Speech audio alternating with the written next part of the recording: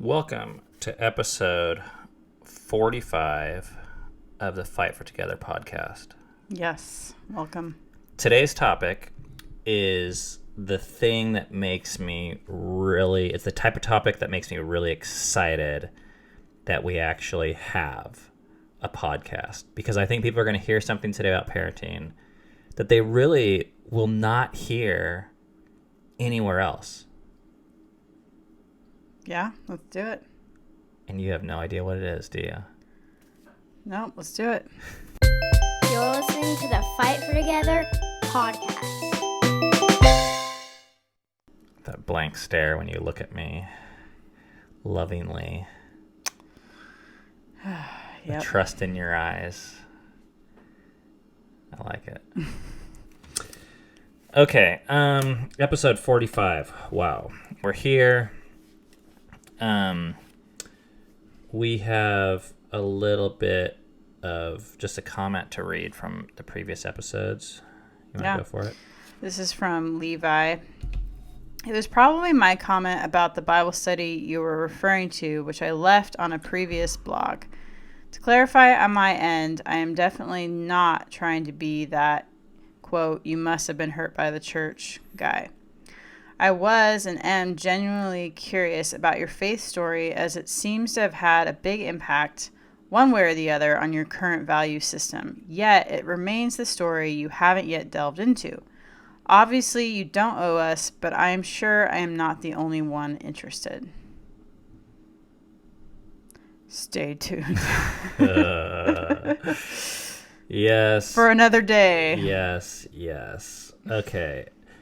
I am working on this, and this has been such a frustrating thing because, in a way, there's nothing I am more excited to talk about than our faith story.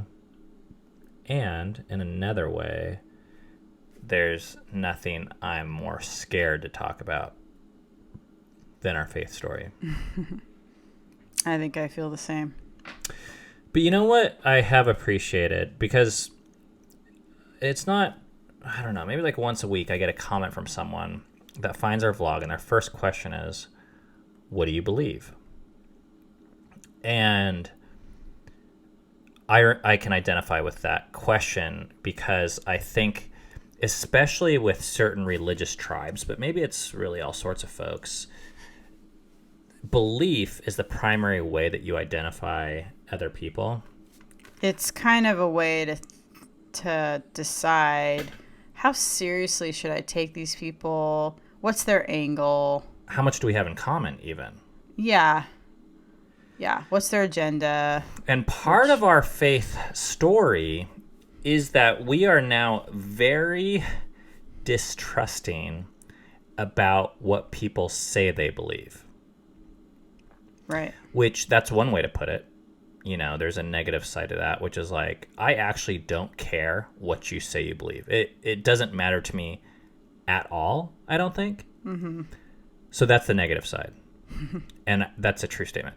It's not all negative, I think, but yeah.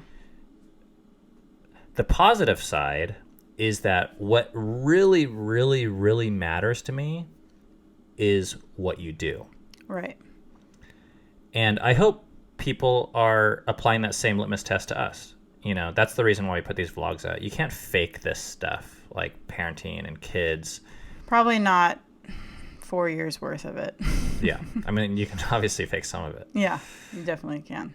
Are you faking the smile right now, or are you really happy to be here? I'm mostly happy to be here. It's 11:10 at night, and my 3-year-old might come down at any moment, but I'm glad to be here still. I'm happy to be here. Yeah. So I guess what I would ask for those of you that really want to know what we believe in the meantime and why is, without that information, because we're not going to give it to you right now, and we might never give it to you because I don't even know what I believe anymore. And I'm even looking back at people, they say they know what they believe. I'm not really convinced they know what they believe either. I know one thing I believe is I'm uncertain about a lot more than I used to be. Yeah. So my hope is that people of all different faiths and backgrounds and goals, even actually maybe not goals, can find value in this conversation, because where we're heading, or at least what we think we're doing, is hard things that are outside of the norm, talking about it and sharing with you what we're learning, both the pros and the cons about it. So regardless of what you claim to say you believe, if you can somehow incorporate our experience and our story into your own, more power to you. Yeah, I think that's a cool thing. Okay, today what we have for you is a story. And of course, there's going to be a moral to the story. We're not letting you guys out of here with... We still believe in morals. Maybe. There's going to be a little lesson here that I think might be unique. And hopefully it will blow some of you away. Because I'll tell you what, it blew me away. I'm not afraid to say it. Okay, you don't have any idea what we're talking about today? No. Okay, so you'll catch on here pretty quick. Okay. The other day was the 4th of July, and we went to a parade. And our 3-year-old Rainier, this is like his second parade this year, and the first one he was in awe of the candy. Every time someone threw candy at him, he was like, this is amazing. Like, it was coming from the sky. It was random. It was a gift from God. It was the best moment of his life. This parade, like about a month later, the 4th of July parade, he knew what was up. And he knew... He had practice. He had practice and he had expectations. Right. And he knew what was going to be going down at this parade. And he was going to be getting a lot. Really, every piece of candy that he saw was, I think, what his expectation was. That he could run fast enough, whether or not there was a semi coming his way. Or another child. Right. So he had a very different experience with this parade, wanting to get all of this candy. And it was like his little mission. It was like 10% joy, elation, and 90% getting pissed off at everyone who got the candy before him. And another 25% drive. Oh, man. Yeah.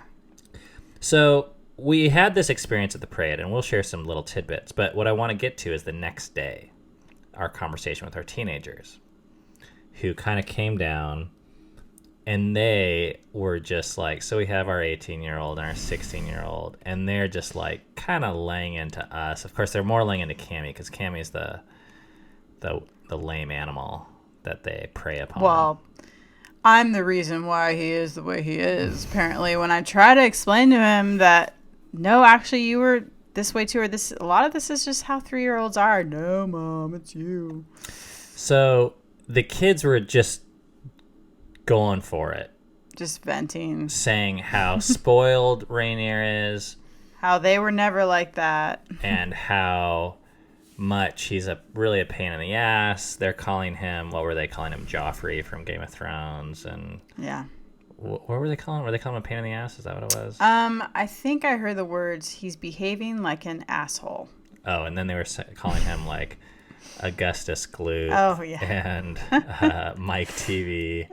Which yeah, actually there are some similarities there. I had to give it to him. Yeah. My retort was, well, we didn't see how they turned out. Maybe they turned out okay. Not to mention, those kids were older than 3.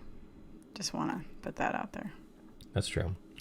But they used one specific word that led to a lot of conversation. And that was, they said that watching him was embarrassing. Oh, to right, them. Right. And yeah. And this is what we're going to spend the day talking about on this podcast is, why did our teenagers think this was embarrassing? And more importantly, why, Cammie, were you and I not embarrassed? Because I think at one point we really would have been. Mm-hmm. Now, if you have a large family or like a lot of kids, or a big span of kids, you could probably relate to this sentiment. I've seen it a lot. And that is that people have kids when they're young or their first kids, and they parent them a certain way, and generally it's a certain degree of strictness. And then a decade passes and they'll have another kid, or 2 or 3 or 4, whatever it ends up being. But the bottom line is, whatever the last kid is, the parents are like, they'll turn out. And then the older kids are like, they're getting away with murder. Yeah. But the younger kids, whatever has happened to the parents, they're so less strict and less concerned about certain things, less stressed out, less a lot of things, right? And I would say less embarrassed, right? Because embarrassment implies that there's a social thing going on that is being not met or something. And I think for me that's a huge shift. So I want to talk about the specifics about the parade, to talk about what exactly our kids were embarrassed about that you and I were not embarrassed about, because I think this will shed light on how much we've actually gone through. Yeah. Because I think our kids, which are 18, our oldest was 18, which is 2 years younger than we were when we had our first kid, is actually a pretty accurate representation of the way that we saw children at that age. Right. Yeah. So basically, Rainier, he had these funny moments where, I mean, first of all, he would like see this candy, and it was just like, I mean, it was like, that candy needs to be in my bag now. And then if it didn't, he did this thing where I thought I was cute, but I know only a mother, right? But he did this thing where he put his bottom lip down, and then he like crossed his arms and just went and just kind of stormed off a little bit. Well, that was in his more milder episodes, right? Because in his more intense episodes, he would clench his little hands and he'd be like, and he'd like clench all of his little muscles, and he'd be like, I'm frustrated. Or, I'm angry. Yeah. Or he'd say something like that. I wanted that, or something. So what our kids saw is, you have a full bag of candy, you want more candy, you're a spoiled brat. Yeah, you shouldn't be having these feelings, or if you do have these feelings, don't show them. Like, don't let everyone know that you have these feelings, because you're acting like you're ungrateful.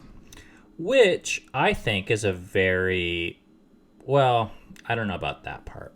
You phrased it in a bit of a negative way, in my opinion, which I think is also true. But as you get older, you realize candy doesn't really matter. You can go to the store and buy as much of it as you want. Right. But losing out a piece of candy is like no big. Right. And that's a very mature perspective to have on candy. Mature as in, like, you understand certain things. And you've seen the world enough to know that candy is a dime a dozen. That's shitty candy anyways that they're giving out at the parade. Right, especially the Tootsie Rolls. So many of those. I wanted to throw those back. Yeah. And then that gum. The gum that lasts for 10 seconds, and then you're like, whoa, get this out of my mouth. Waxy blue and it's red. Pink. Yeah. It's pink. What is that called? I don't know. Comment below what that gum is called. Okay. Trying to whore ourselves out for some comments here. But what did you see with Rainier? I mean, you said that it's only a mother can love, but it's not true, because when I saw it, true. I appreciated what was happening. I was able to see Rainier now. Yeah. And I saw, Candy is his world right now. And 3-year-olds, their worlds are very small. They're not thinking about a whole lot. And they're very in the moment, too. Very in the moment. Yeah, extremely in the moment. Which can be as much of an asset as it is a liability. There's times where I wish I was more in the moment. Right. And I saw that to him, there was a little bit of I don't know if it was a game, but there was like he was just in this mode where the candy was almost this like mission and point system in his mind. It was like, yeah, I saw he was totally competitive, which is fine. Not that he wanted to beat other people, but in his mind, success was equivalent to getting like really every piece of candy. And every time he didn't, I could tell like he was like really wrestling with disappointment/failure.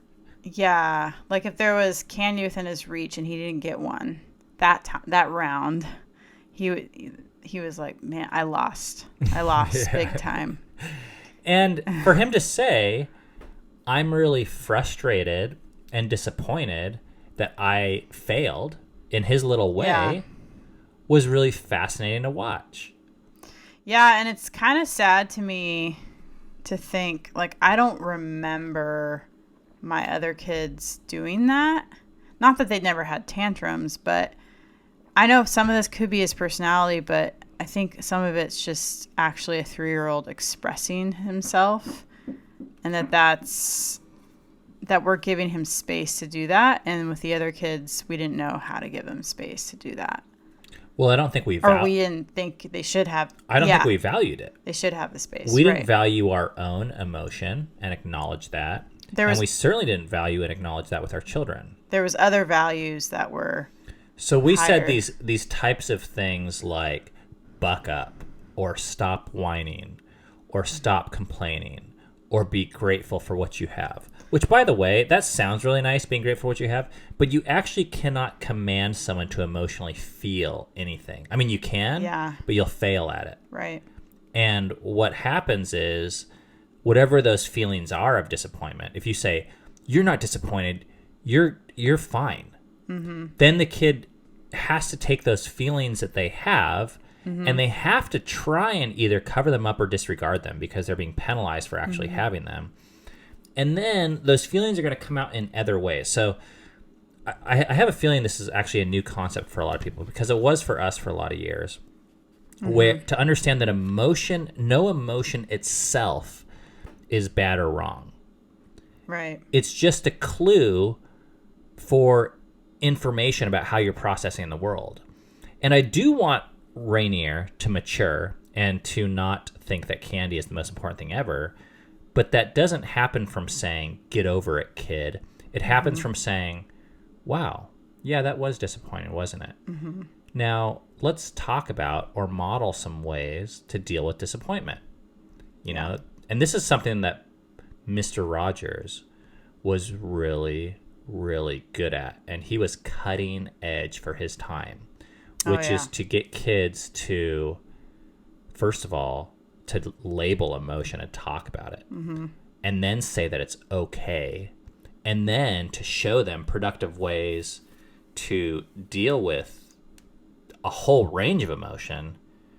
He was the only voice of that time that I know of that was even saying like it's okay for a 4-year-old to get angry, because other ones were saying, no, don't get angry, like forgive them or love them, or all these like placating statements. Right. And then, you know, you have a whole generation of people zoned out on TV, shopping, and video games because they don't even know to this day that they even feel anger. He had a song, I think, that I don't forget how it goes, but it had the different emotions. He either did like separate ones, like one for anger. Well, it was like, what do you do when you're angry? Do you punch a piece of clay, you know, or something like that? Yeah, I thought that was really creative. So Rainier is expressing this emotion, and I understand to other people, like, you know, we live in the Midwest. So people are going to look at our parenting now, even our own teenagers who are more familiar with our beliefs than a lot of people, and they're going to be like, that's a spoiled brat. Those parents need to get a hold of their child and teach him some manners and blah, blah, blah. And that's fine. They can think that. But evolution in parenting for us, I think, has looked like being able to accept the children wherever they're at, instead of trying to change them so that we are more comfortable in that moment. Right. Oh, yeah. So kind of the really plot twist here is that our teenagers, it's so ironic. They're like telling us, this is so embarrassing. And I just wanted to say to them, and I did, listen, kids, do you have any idea how, like, what you guys are doing as teenagers is so much more embarrassing to us than what this 3-year-old is doing, in a way. I mean, like, the kind of music they listen to, the types of texts they send, the types of shows and media that they're attracted to. In a way, I just want to roll my eyes at For it what all. their values are. Yeah, and be like, are you fucking kidding me? Like, is your life a joke? But they can't see it. No, they can't see it. Of course they can't, because it's no different than a 3-year-old, and it's no different from us when we were in that age. Right. And actually, I'm kind of choosing like not to be embarrassed by it, because I'm looking at it as, hey, they're expressing their emotion and their values and their perspective on life the same as the 3-year-old, and really the same as us right now. Because if you take that embarrassing attitude, oh, our 3-year-old is embarrassing, oh, our 17-year-old is embarrassing, then what does that say about us where we're at? I mean, I turned 40 this week. When I'm 80, I'm going to look back at when I'm 40 and be like, oh, it's so embarrassing. So you can choose to have this vantage point on life where everyone that sees less than you do is embarrassing. Or I think we can try and understand why people are doing what they're doing and try and relate to that and say, oh, it actually makes sense, like in Rainier's world, why he was upset that he didn't get the candy. And it makes sense why our teenagers are listening to music. And it makes sense that Rainier is running around upstairs right now while we're trying to record a podcast. I'll be right back. And he's supposed to be in bed.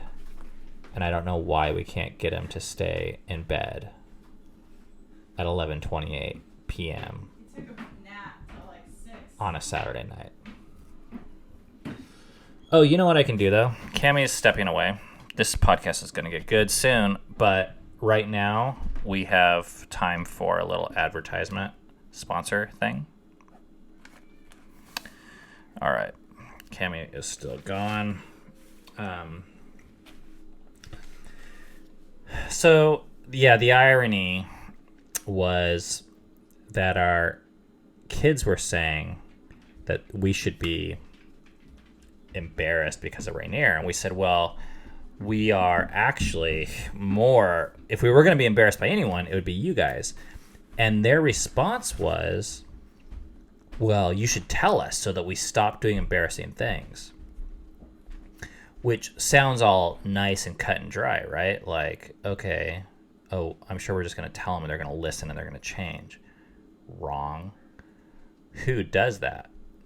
And in our experience, when people have a condescending perspective on our behavior or our actions or our belief system, what do?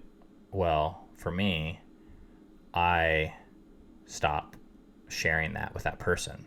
If they're like, oh, everything that you believe is so embarrassing, then I ignore those people, or I hide my true beliefs from them, and I find the people that are really going to value what it is that I believe and the way I see the world, and I'm going to start hanging out with them and sharing that part of myself with them. And this is what teenagers do, right? I mean, this is why in our culture, parents wonder why teenagers don't share their music with them or their lives or their opinions on boys or the world or politics. But instead, teenagers go to who? They go to other teenagers. And in one sense, that's great. But in one sense, I think it's actually sad. And I think it's totally, I don't know what to call it, I guess, like preventable. Which, not that I'm against teenagers going to other teenagers. But to me, it's sad if teenagers feel like all they can go to is other teenagers.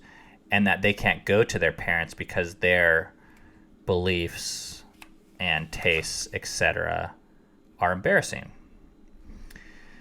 So, obviously there's a lot of work that we've been through to get to this point where a lot of beliefs of ours have changed so that when we see our kids, we are not embarrassed, actually. So we're not just having to fake it. But this is the line I want to drop on you guys. Dang it, where the heck is Cammie? I don't want to say all this stuff twice, and I don't want her to miss out. So let me see if there's anything else I can fill in here. All right, well, I'm just going to drop this bomb on you guys, and then she already knows everything like this anyways. But I wrote this line earlier, and I was like, damn, this is good.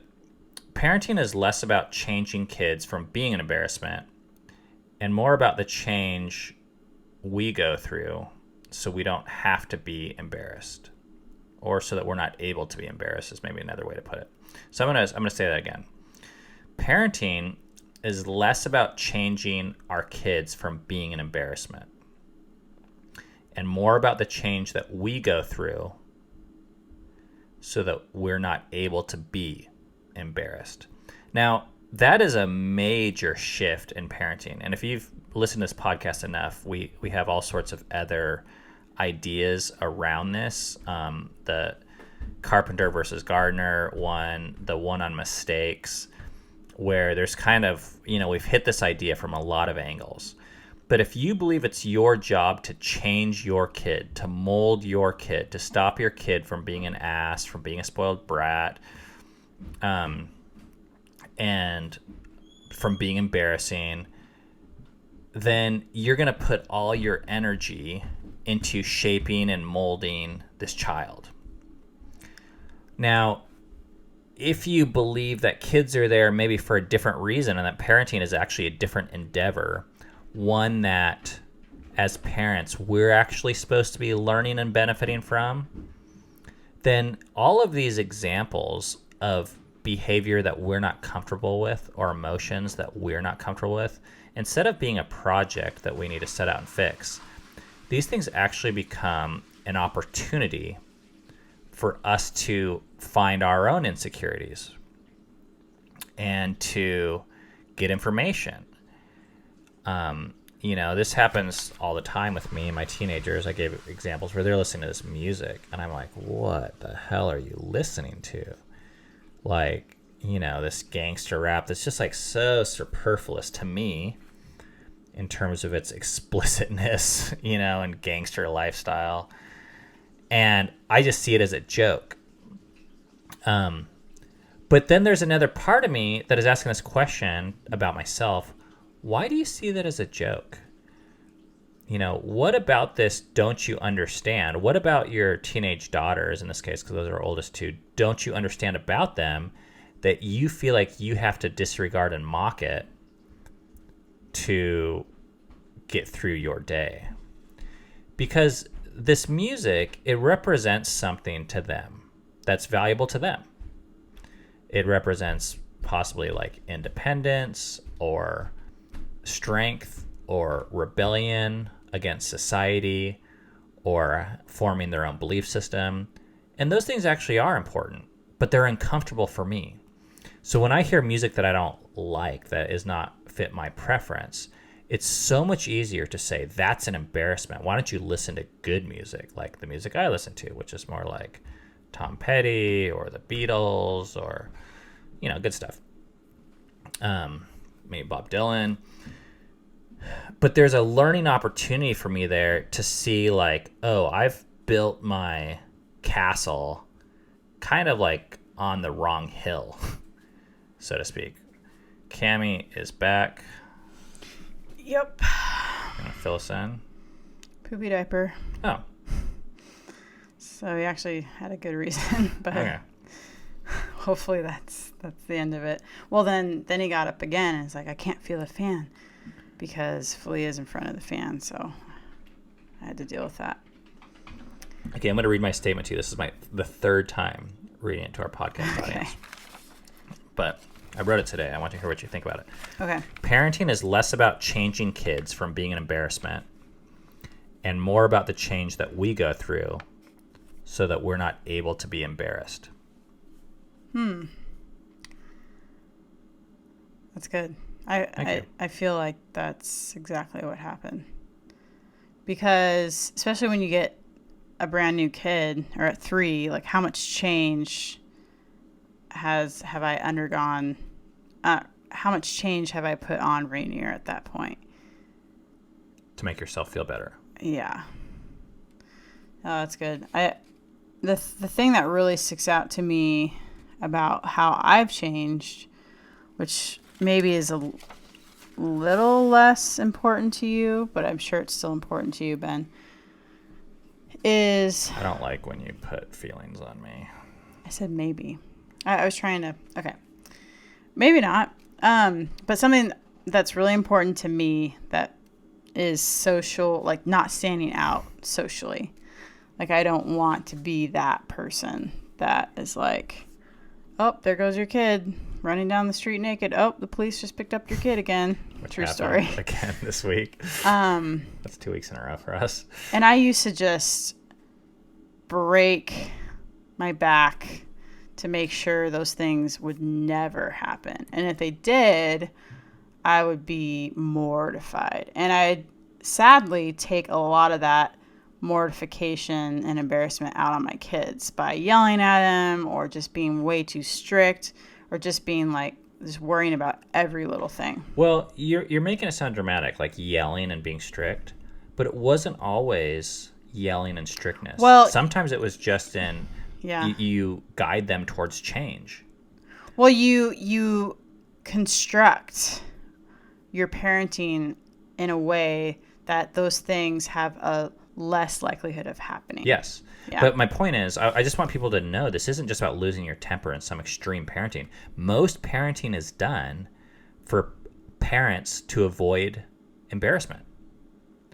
So you send your kids to school. I mean, you have your kids join sports because you don't want to make your kids look stupid, or feel like you're an inadequate parent, or you're not giving your child every opportunity. So you're doing these very normal things, but the motivation, you're not actually starting off with who is my child and what are they feeling and processing and what is best for them at this stage. Mm-hmm. You're starting off with, I need a certain feeling as a parent, kind of like unwilling to change or not interested in changing. And how can I make my child change so I stop feeling inadequate, or I stop feeling like a lazy parent, or I stop feeling like a parent that hasn't taught their kid manners. So we raise the strictness and the methodology and the time and money investment into all these activities to feel better. But I think if you go down that route, your kids could be old and you might still not feel that way. You know, I talk to people who, you know, they feel like their kids are behind at the age of 3 because they're not doing enough fucking whatever, baby Mozart. But guess what? When their kids are 18, they're still shaming their kids because they feel like their kids are behind and they're not doing their schoolwork enough, and they haven't applied to enough colleges, and they're not making anything of themselves or whatever. Yeah. And it's always a societal metric. It's not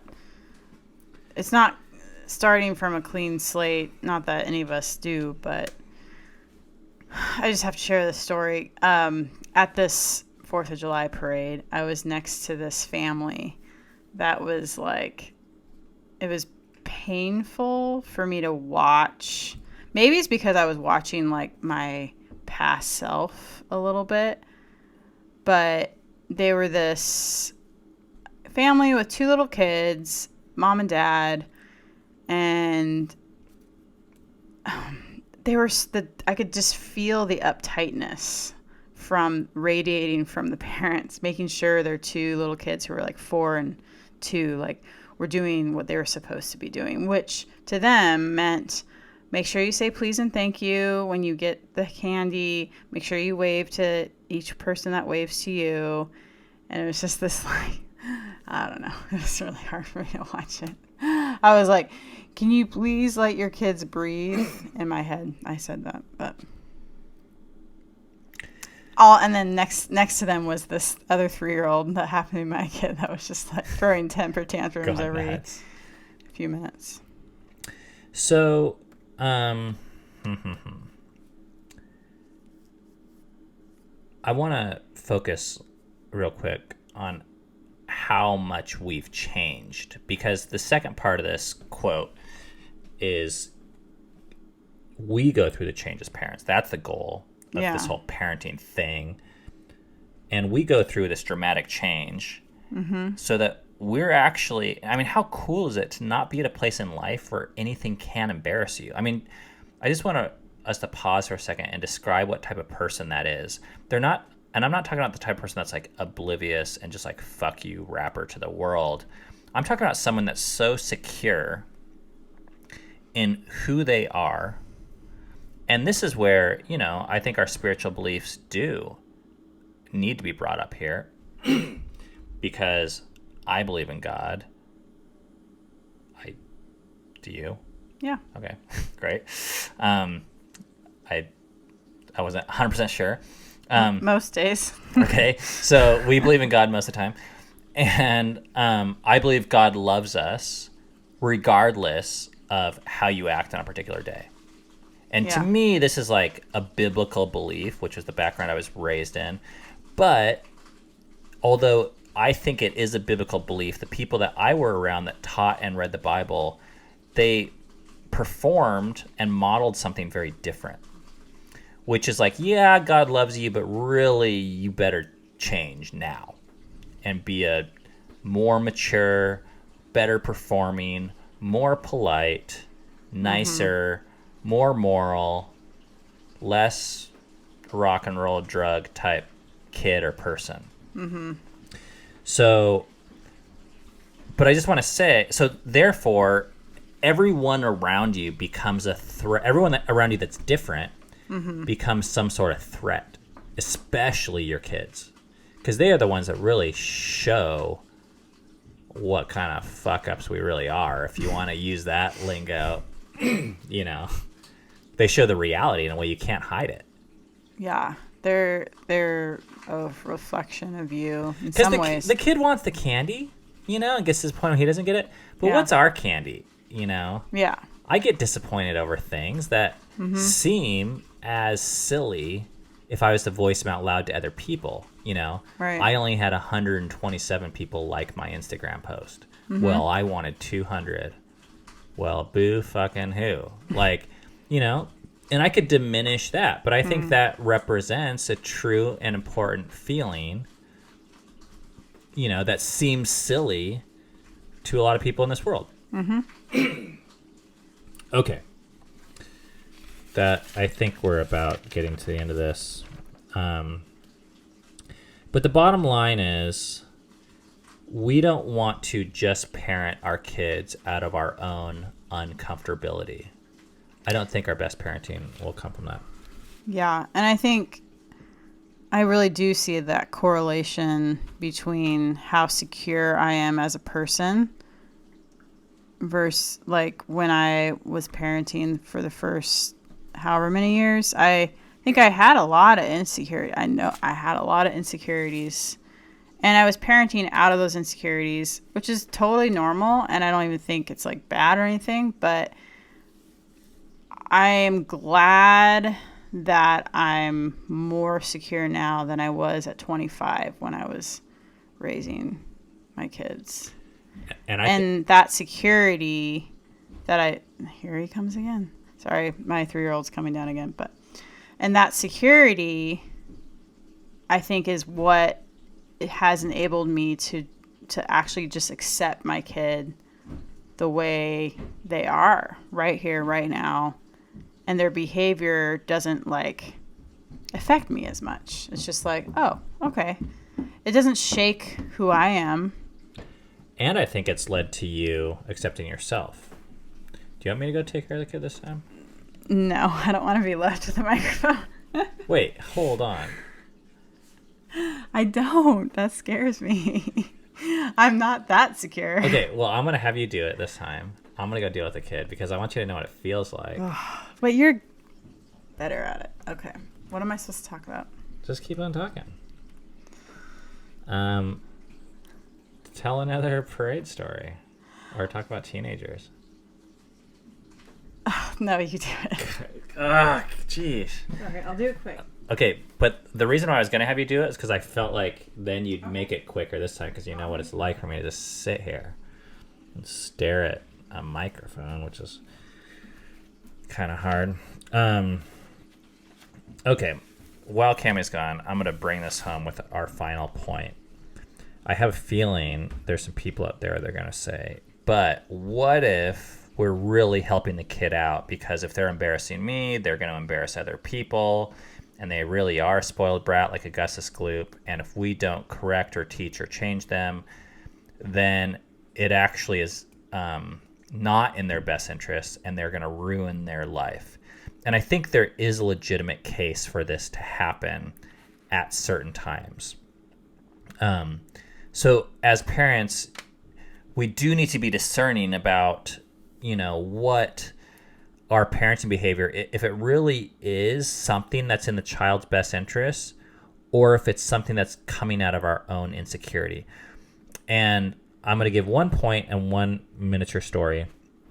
And the point is, the best way that I know how to tell if something is being done out of the child's best interest or out of mine is if the activity that I'm doing feels optional or if it feels compulsory.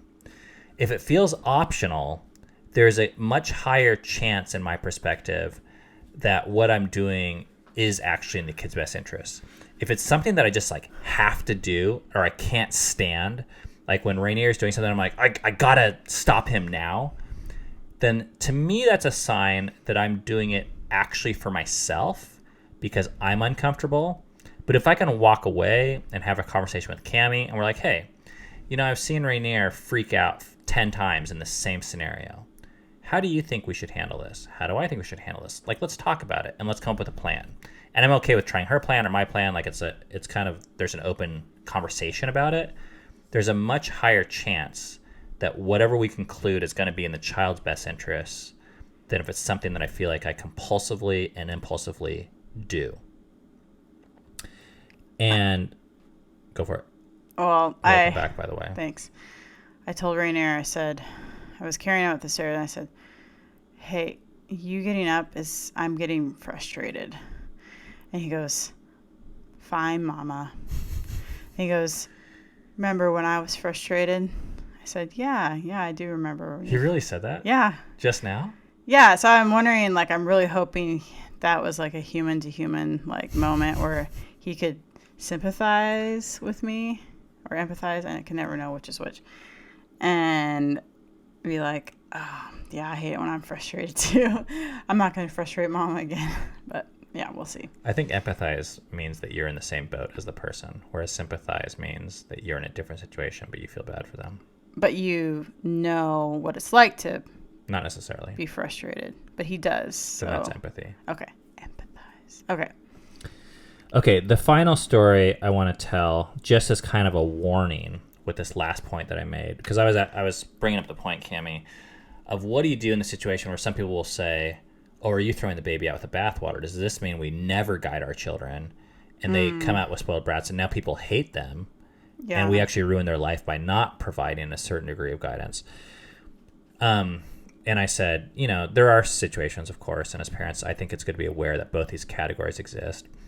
But the warning I have is if you guys watch, there's a TED Talk that I think it used to be the most popular TED Talk ever. It was Sir Ken Robinson, and he was talking about education. It had 40 million. It probably has 100, 200 million views, is my guess now. And he said this thing where there was this kid who had this problem. He couldn't sit still ever, and it was just kind of a pain in the ass. So they took him into a specialist, and the specialist asked him his questions and observed him, and they thought he had ADD. And the specialist says, he doesn't have ADD. He's a dancer. And they stuck this kid in dance lessons, and this kid went on to become the fucking prodigy, ballet, fucking London, who knows what, top dancer in the world. Mm-hmm. And they almost tried to cure his ass with some sort of drug or discipline. Dang.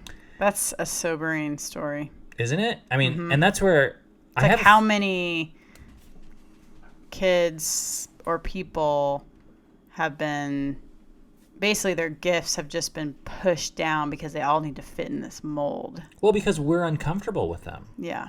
Because society or parents, we don't want them.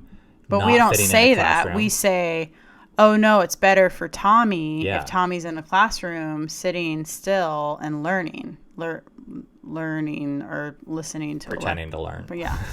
I don't want to say learning At because least sometimes faking that's it. not what happens. But Yeah. I mean, and, this is where, what about the Steve Jobs and the Van Goghs and the, Leonardo da Vinci's? And I hate to just drop the famous people because I don't think it's just the famous people, but what if their parents had said, listen, you need to be more normal, because you being crazy is uncomfortable for me. And of course, like I said, they don't use that lingo. Like Cammie said, they're much more, we are so sly. Well, we don't even know. Like, I don't think anyone has ill intent. It's just you don't even know what you're doing. It's just you're doing it out of fear, I think a lot of times, out of guilt, out of not wanting to fit in.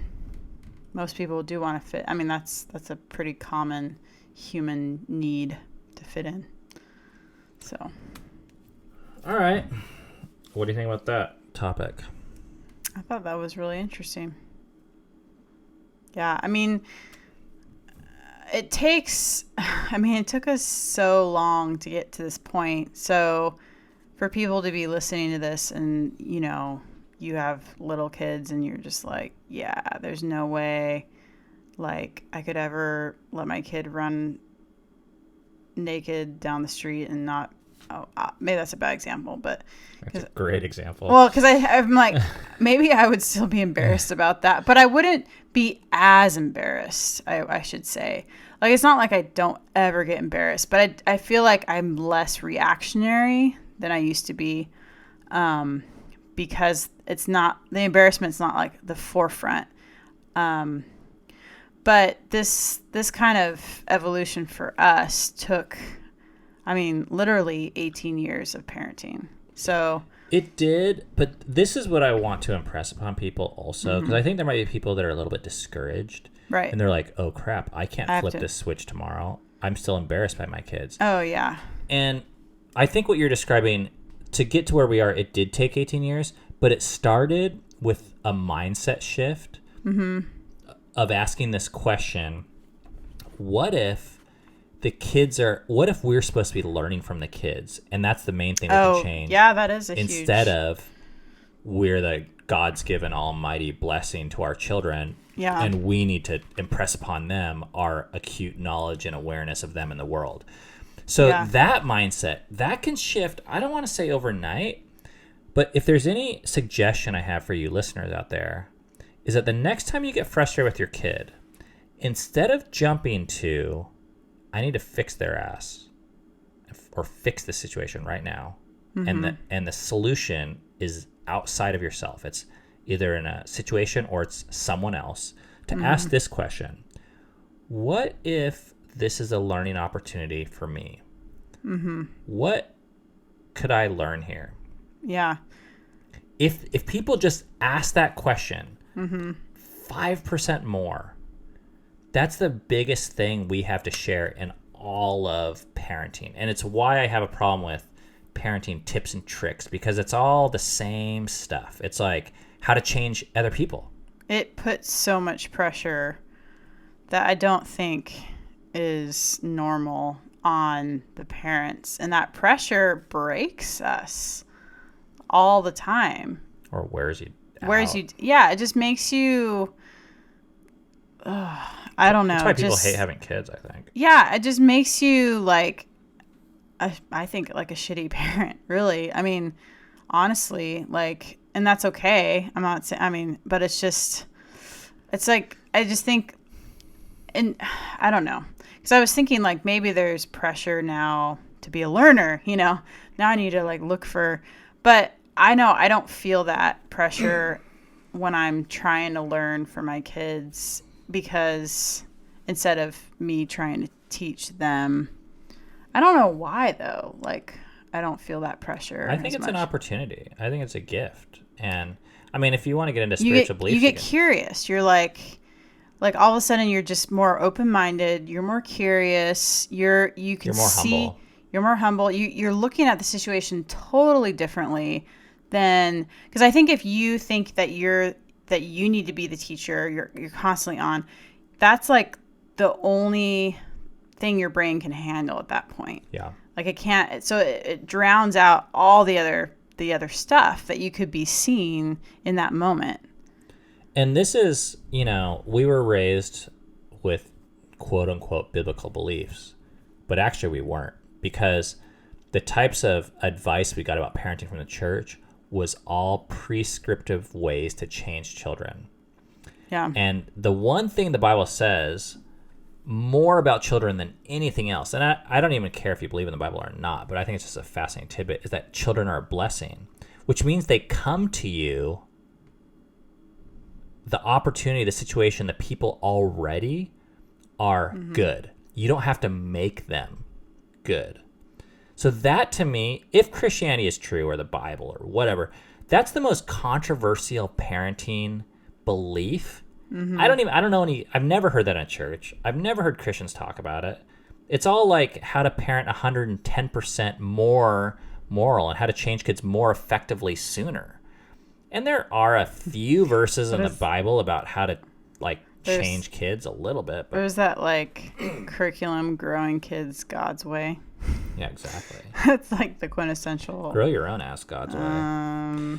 Okay. But, and I was gonna okay, now we were gonna get out of this, but I keep on saying this is the last point. I think from our religious perspective, and I think this has impacted a lot of our society with a kind of a religious country in a way.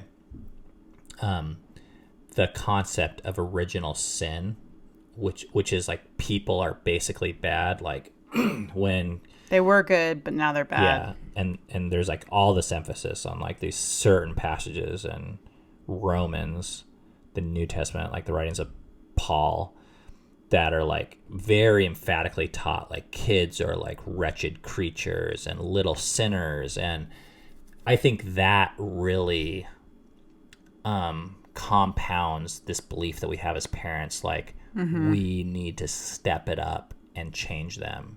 Yeah, because what does this little selfish shit have to tell me, teach me? Nothing.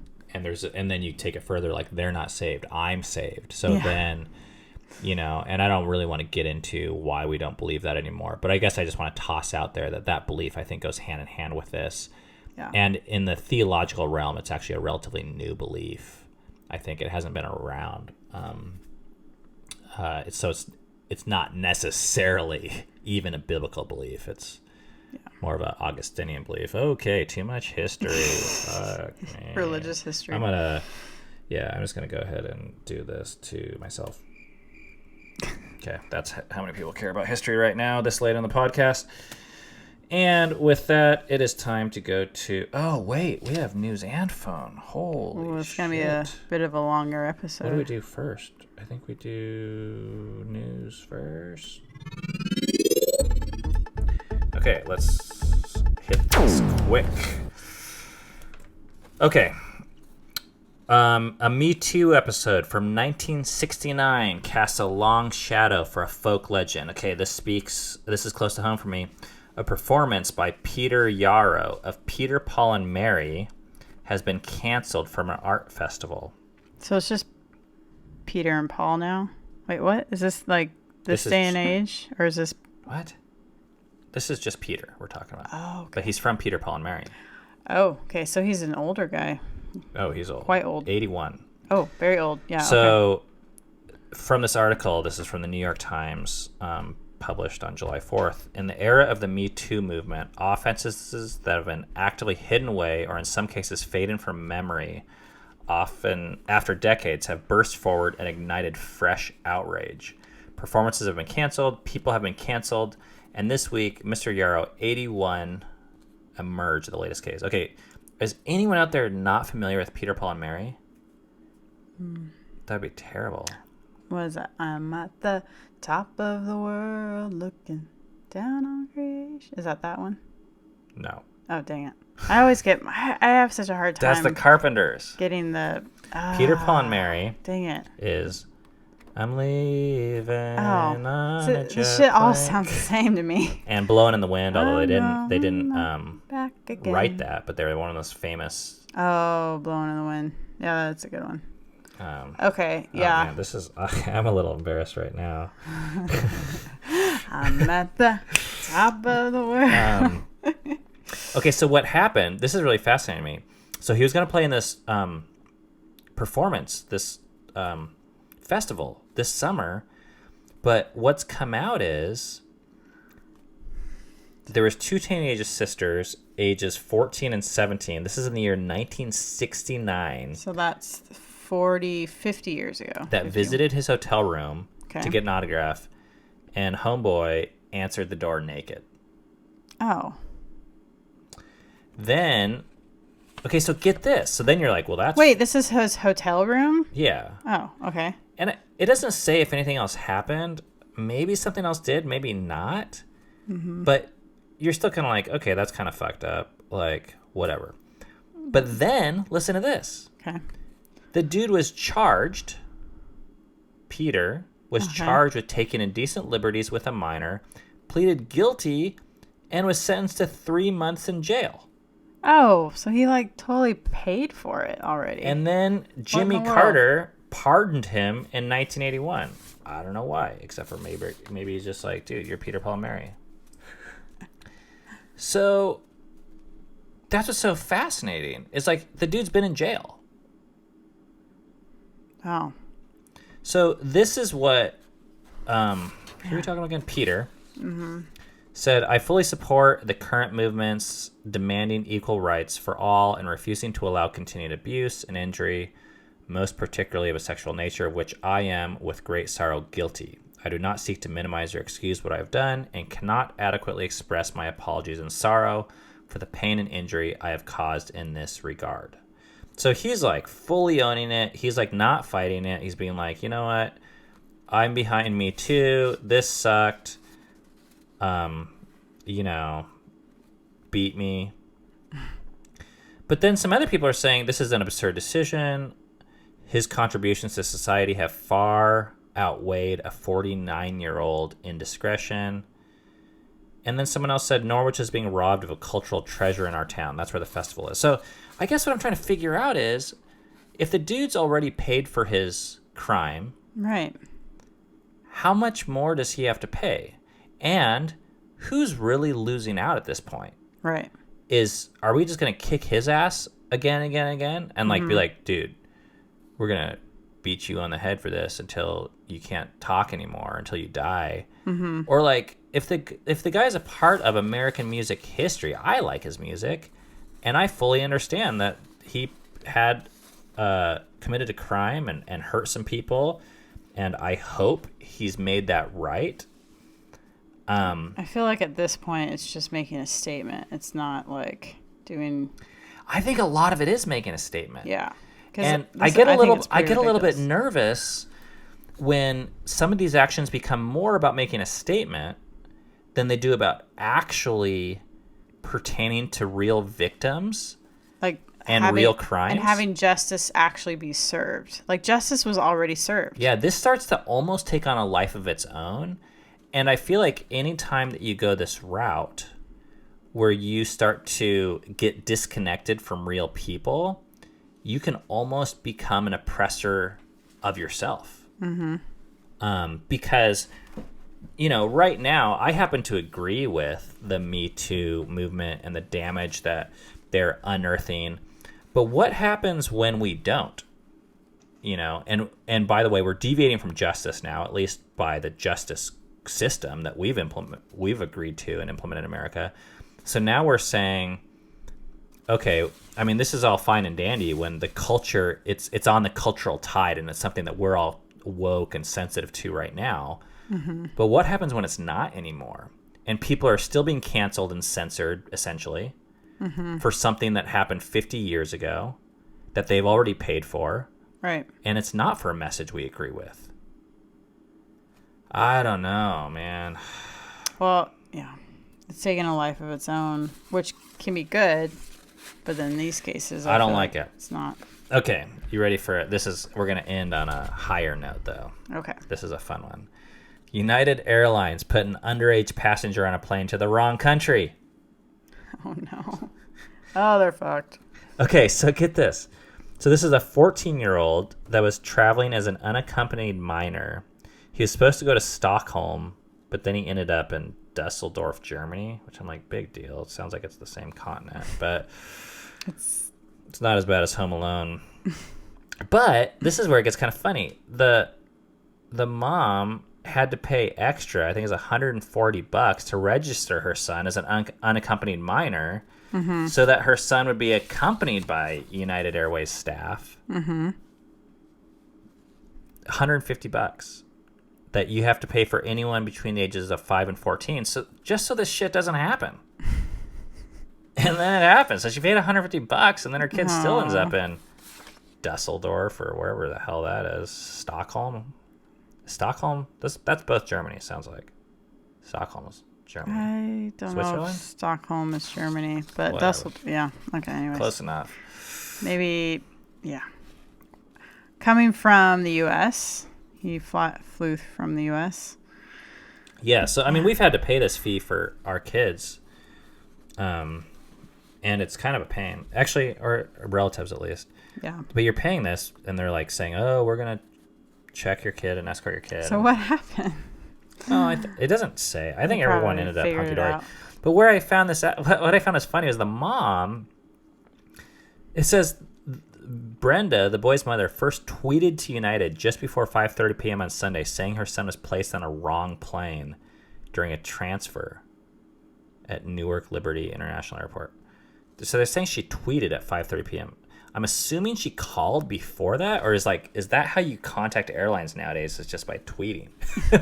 Maybe it's actually more. You can get people's attention more. I don't know. Maybe because it's more public. I don't know. Okay, so that's the news. Now it is time for the phone call.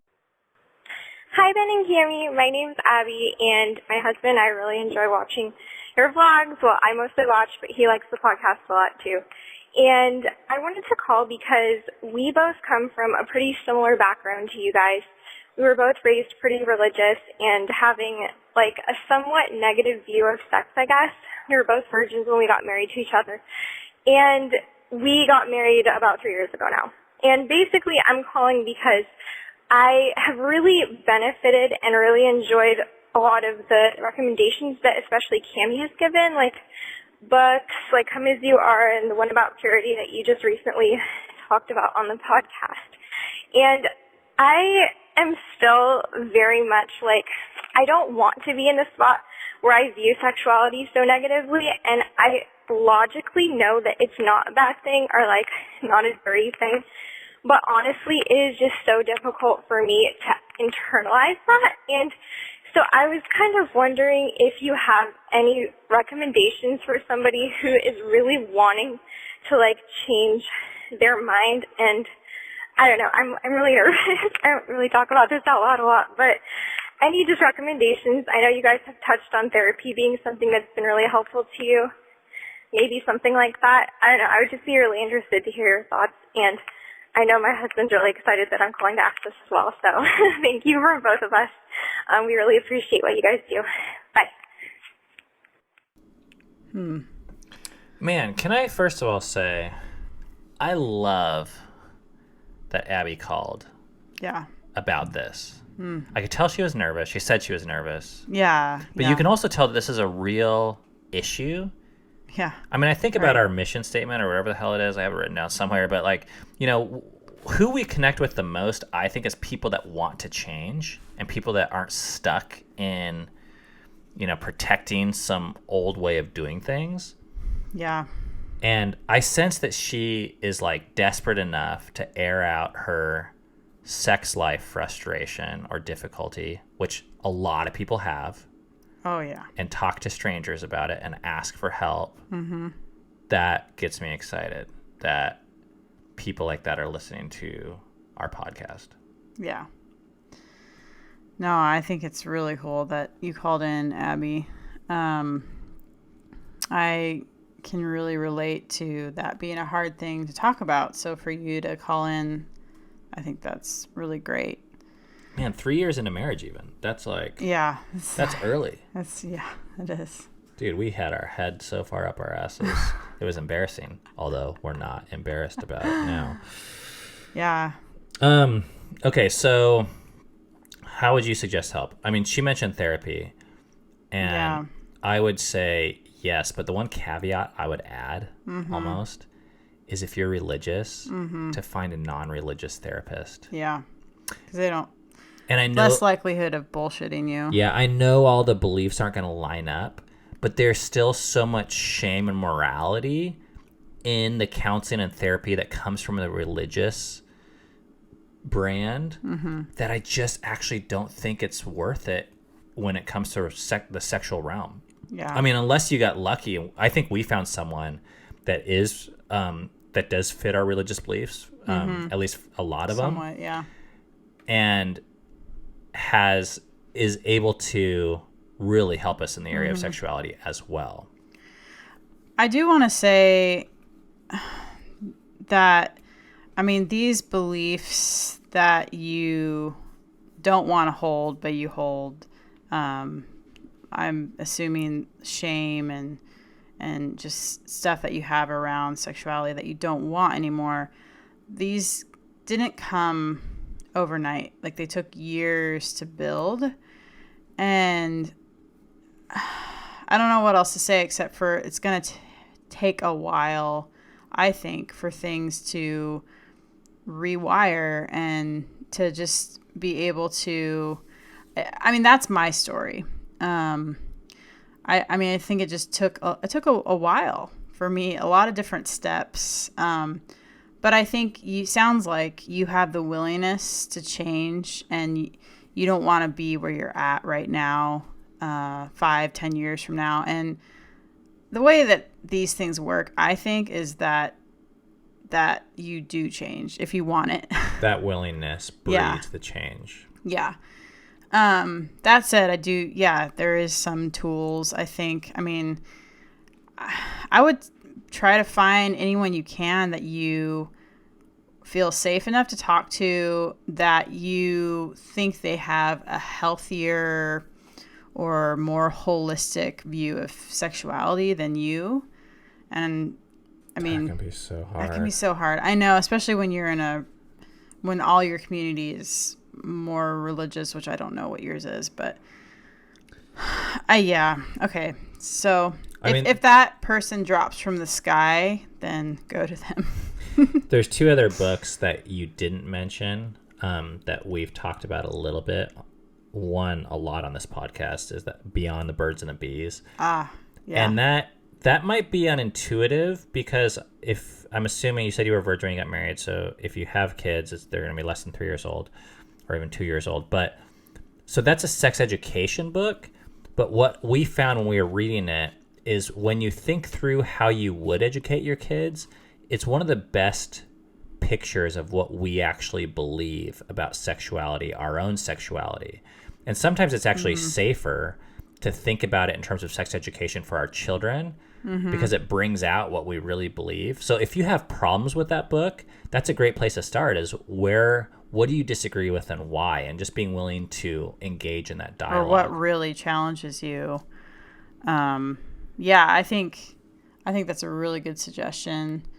Because I think what that book did for me was it brought up all the lies and the holes that I had growing up with my sexuality and what I was told, indirectly or directly. So, yeah. And the second book that just stands out to me hearing you read is this book called Passionate Marriage, which I've read, I think, at least the first 2 chapters of, which is the case with me in a lot of books. But in that first chapter or 2, he tells this story about sexual fantasy. And in a religious community, coming from a sex negative perspective, I was taught that all sexual fantasies are bad and you should try and get rid of them. You should pretend they don't exist and make them so they don't exist. Now, he approaches it as this is just information about who you are.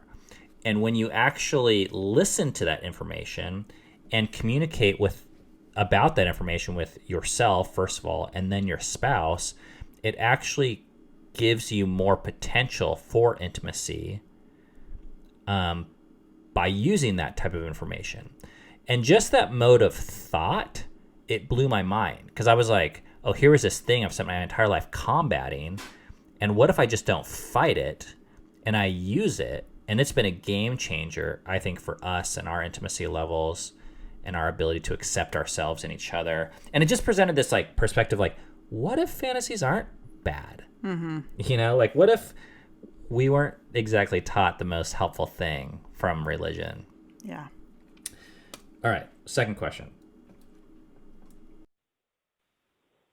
Hi, Faith here from LA. I wondered if you guys could have anyone as a guest on the podcast who is fairly well known. Who would you want to have on your podcast? Thought that answer would be fun to hear. I don't. I mean, I can't think of anyone. You know who I want on the podcast? Who? Is my neighbor, Tim. Oh. I feel like it doesn't fit, at least right now, for us to have anyone that's well known. Yeah, I mean, hey, come down to our basement. The types of well-known people I'd like to have on my podcast wouldn't want to have the types of conversations I want to have. I would love to have John Piper or Mark Driscoll, just raise shit. But and I would not be here. I would be asking the types of questions that they would not want to answer or engage in conversations they're not interested in. That's my feeling. So you want to have I'm not there to stroke their dicks. Okay, so you would more want to have the type of conversation would be not combative, that's not the right word, but draw out a side that people don't see. And that there's two different sides here, not oh, you agree that? Oh, so do I. Let's I agree. fully explore all these ideas, and instead of just talking about the pros, let's talk about the cons. Dang. And that's where I think our podcast, one of the values that we want to bring, I mean, everyone has to ask this question when you do something like that, is why are you recording a podcast? What do you bring to the table that no one else does? Mm-hmm. Well, people are famous for a reason, and stuff is mainstream for a reason. And usually it's all the same stuff. It's encouraging, it's positive, it's quote unquote biblical, at least deemed biblical by whatever the modern interpretation is. John Piper's stuff is not always encouraging, I don't think. It is to those people. Yes. Okay. But my point is, I don't care about adding more of that to the world. And I'm not saying I disagree with all of it, but actually there's plenty of it. Mm-hmm. So I don't want to interview mainstream people. The people that I get excited about and the messages I get excited about are the ones that you can't hear anywhere else. That's why I want to interview my neighbor, Tim. Yeah. Yeah. And you. Oh, yep. Every Because week. I haven't seen you on any other podcasts. I don't think people know what they're missing out on. Just wait. I did see you perform at Chick-fil-A. Oh, yeah. Hidden gem. Right. I sure know how to find them. That's it. Oh, okay. Cool. Cammy's pushing the next button, but... Okay, guys. That's all the phone calls for today. And we still need more messages. I mean, Faith and I think Kelsey are really kind of bailing you guys out here. We have a few messages, but I shouldn't even tell you about them because I swear we will cricket your asses so fast. I'm just not afraid to do it anymore. And it won't be nice, and no one will like that. So if you have a question that you would like to see addressed or a comment, if you could call 206-651-5744. That and all the other links are in the show notes, so you can check that out. And as these people have discovered, you can leave more than one at a time, but just leave them on separate messages. So you can call and you can call right back. So you can ask one question per message and then call and ask another one and it's great. We'll try and get to all of them, and we love it, and you love it, and everyone loves it. So I think we should just like do that. We have been sitting on these hard-ass stools for 1 hour and 15 minutes, and we are going to try and buy some new, more comfortable ergonomic chairs. And if you would like to contribute to that chair fund, we would greatly appreciate it. This jar on our desk has this much money on it. You can listen. And if you would like to contribute to that, you can do so with, where can you do it? There's links in the bottom. It's like Venmo and PayPal. Boring. And what else do I want to say? Oh, we have a Patreon page. We have some patrons that contribute to this show, and we're very thankful for that. And if you contribute to the show, there's a couple of little perks that we toss out there for you. One is a patron-only Q&A that you will have access to once a month. I wish that dog would shut up. And the second thing that you get is access to deciding the content of what we even cover on the vlogs and podcasts. So check that out. That and all the links are below. I don't have anything else to say except for this is a very, very interesting topic to us. And I hope that what we talked about today, you guys would think about and consider and talk about with your co-parents, partners, spouses, boyfriends, girlfriends, parents, maybe not parents, whatever. And I would love to hear you guys' thoughts both on the YouTube comment feed, because this is available on YouTube and it's available everywhere podcasts are, or you could leave a voice message about even this very topic itself and how this conversation impacted you. All right. Peace out. Thank you for listening to Fight for Together. We'll see you next time.